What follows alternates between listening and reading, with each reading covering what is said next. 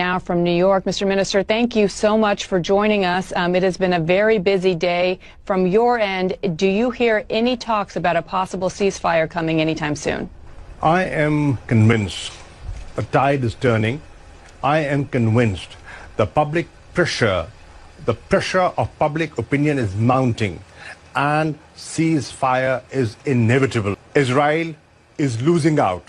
They're losing the media war despite their connections. They are losing the media war.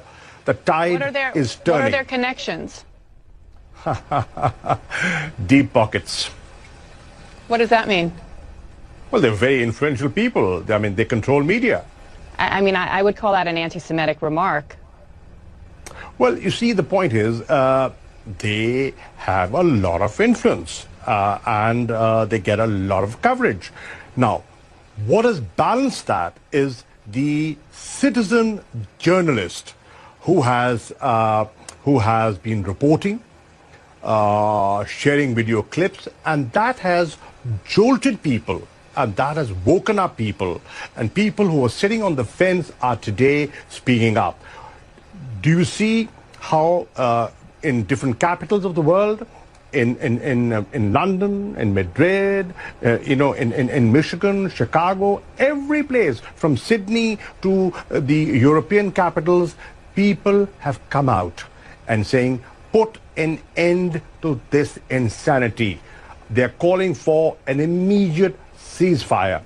Now, the Security Council has failed in forging a joint statement and coming out with a joint statement and forging a consensus.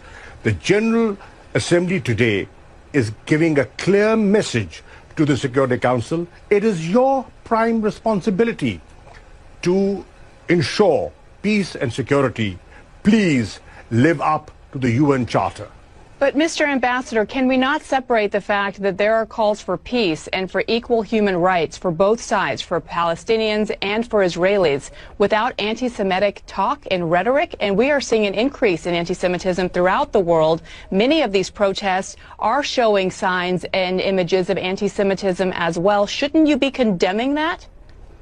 I will not justify any rocket attacks, and I cannot justify and I cannot condone the aerial bombardment that is taking place. But what about anti-Semitism? And what about Hamas's role in stopping the rockets? I am saying when you do not engage, when there are no negotiations, when there is occupation, when there's genocide, when there's war crime, when there's ethnic cleansing, then an extremist element takes advantage of that situation. Avoid it. How do you avoid it? You avoid it by pursuing a two-state solution, by adhering to the Security Council resolutions, respecting them, implementing them, fulfilling the promises that have been made and have been often broken. So, I believe that the answer is Israelis and Palestinians living side by side in peace, and it can only be done through a two-state solution, through negotiations, by cessation of hostilities, and ceasefire is the first step in that direction. Does that include condemning anti-Semitism and condemning statements? I am not justifying any of that. You began this conversation. I am so sorry. There are so many things I want to talk to you about, but I personally am offended as a journalist. You began this conversation by saying that Israel, suggesting that Israel has, quote, close friends and powerful friends in the media. That is an anti-Semitic trope. No. What I'm saying is the perception. Look at the perception the world has. You cannot ignore that, ma'am. But that's a wrong perception. Could be wrong, but that's the perception. Negate it. Well, negate it. By giving a balanced coverage, negate it. The onus is not on those who are being accused of things that aren't true. It's on people like you in powerful positions to say that that's wrong. Well, what we are saying, what is wrong, and I'm not shying away from that. What I'm saying is this insanity must come to an end.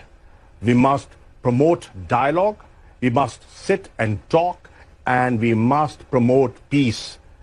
Israelis and Palestinians, everybody has a right to live. They have a right to protect their children. Look at what's happening. 230 innocent people have been killed. More than 50,000 people have been displaced. 50 schools have been bombed. Hospitals have been targeted. Red Cross has been targeted. The AP office, media outlets have been targeted. And what they're saying is, okay, if you think there was Hamas presence there, why don't you have an independent investigation? Well, I believe that Israel did provide in some information and shared intelligence with the U.S. But let's go back to the other side, because there are obviously Israeli casualties as well. And I keep bringing this up because if you're going to be an honest broker, then you have to approach something like this objectively. And that doesn't seem to be the place where you're coming from. Well, I am objective, and I would want to be objective. Loss of life, I will not condone.